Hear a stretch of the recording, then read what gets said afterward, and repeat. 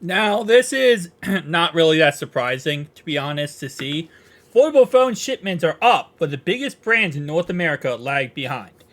And the reason why is because every other, like China, mainly China, other European countries, are releasing cell phones that are foldable cell phones, but they're not international. So they're not in America. So right now, with all these brand new cell phones coming out and people are buying them in China and other countries, America is kind of lagging behind because we don't have any new releases yet. You know, a lot of these companies like Huawei and other companies, they release cell phones in January, February, March. That's not how Google works. Google's not going to release their phone to around August. And we're not going to see till next month when it comes to the Galaxy Z Fold 6. And I will say by the end of this year, I'm expecting North America to 100% lead the charge when it comes to foldable phone sales, because we're going to have the Pixel Fold 2, we're going to have the Z Fold 6 and 6 Ultra, and we're also going to have the OnePlus Open 2. So it's one of those situations where it's like, yeah, right now we're lagging behind because of the fact that it is really, really early on in this process of this year so far. I mean, we're only in June. And, you know, we're not going to see foldable phones come out for a little bit of time. Huawei, though, is the leader right now in global foldable phone shipments for the first time in Q1 of 2024. And I also think there's a lacklusterness for the Z Fold 5 versus the Z Fold 4.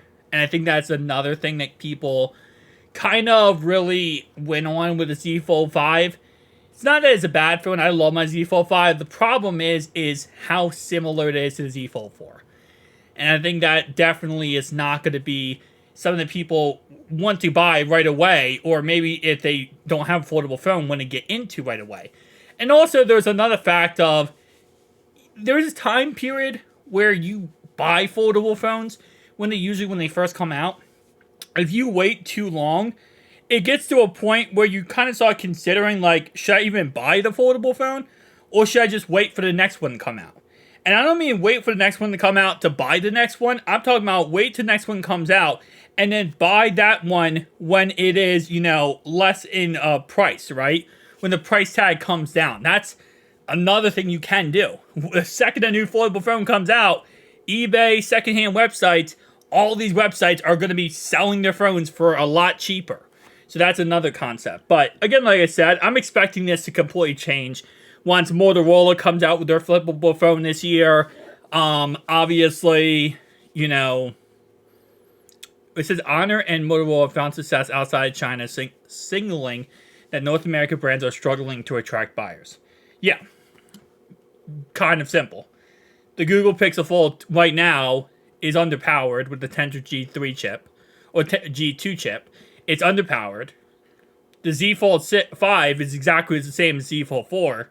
And the Z Fold 6 is not out yet. And neither is the Pixel Fold 2. So, once these phones come out, we'll see, you know, all that stuff go back to normal. But see you guys next one. Peace out.